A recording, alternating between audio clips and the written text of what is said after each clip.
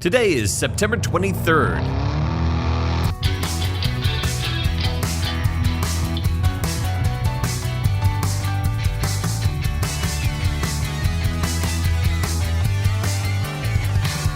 It's the 267th day of the year, and this is the On This Day podcast. On this day in 1889, Nintendo is founded in Kyoto, Japan by Fusahiro Yamauchi. Yamauchi is born in 1859 in Kyoto. He's an artist who learns the art of working with tree barks to create playing cards. The business Yamauchi starts on this day is called Nintendo Koppai, and it's a store in which he produces and sells Hanafuda, Japanese playing cards. The name literally translates to flower cards.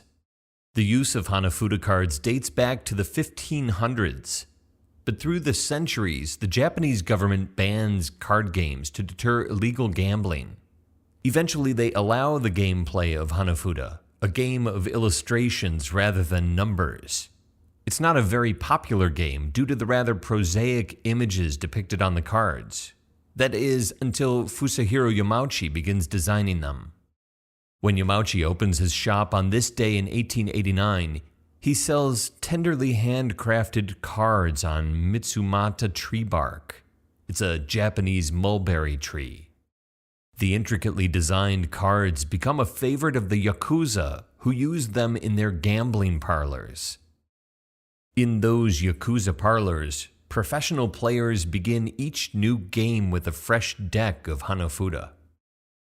As a result, demand for Yamauchi's handcrafted cards is high.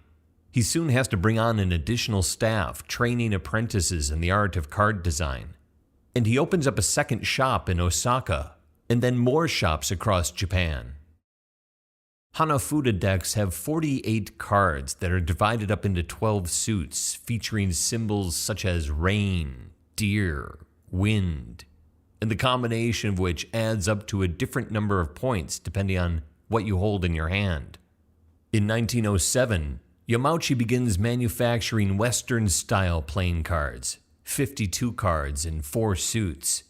By the mid-1920s, Nintendo, which loosely translates to leave luck to the stars, is the largest manufacturer of playing cards in Japan. Fusahiro Yamauchi, who founds Nintendo on this day in 1889, retires at the age of 70 in 1929. He passes management of the company to his son-in-law, Sekiro Kanada, who changes his name to Sekiro Yamauchi. Fusahiro Yamauchi passes away in 1940 at the age of 80. 9 years later, in 1949, his 22-year-old great-grandson, Hiroshi Yamauchi, takes over the family business. Over the next 53 years, Hiroshi transforms the playing card manufacturing company his great-grandfather starts on this day in 1889 into the publicly traded video game and consumer electronics giant that we know and love today as Nintendo.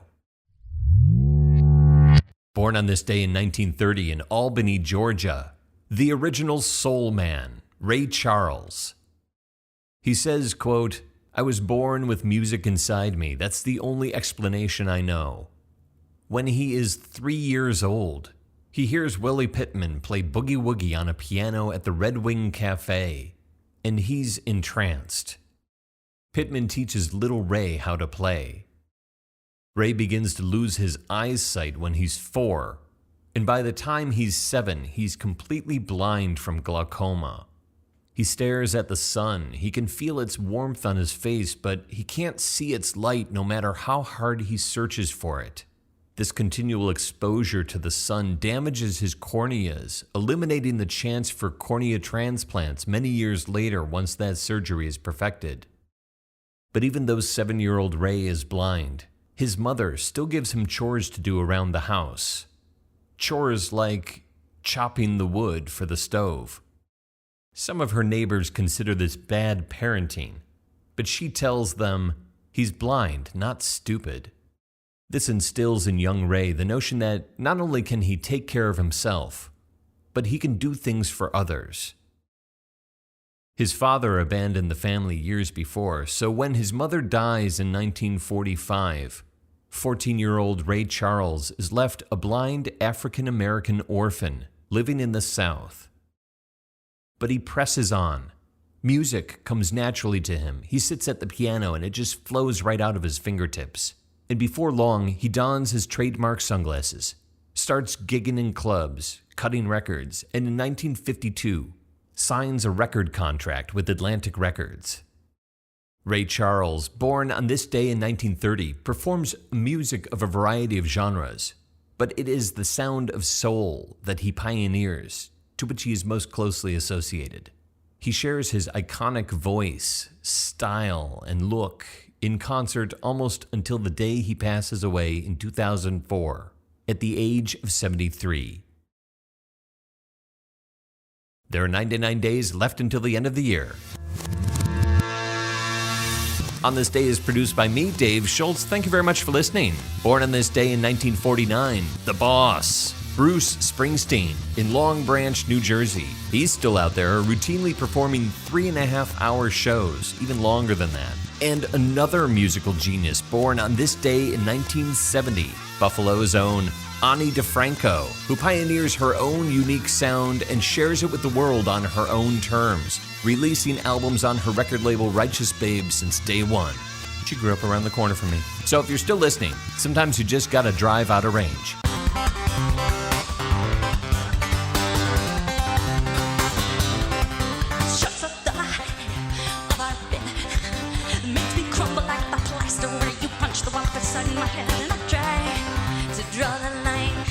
But it ends up running down the middle of me most of the day.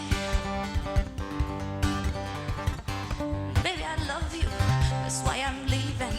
Just no talking to you, and there's just no pleasing you.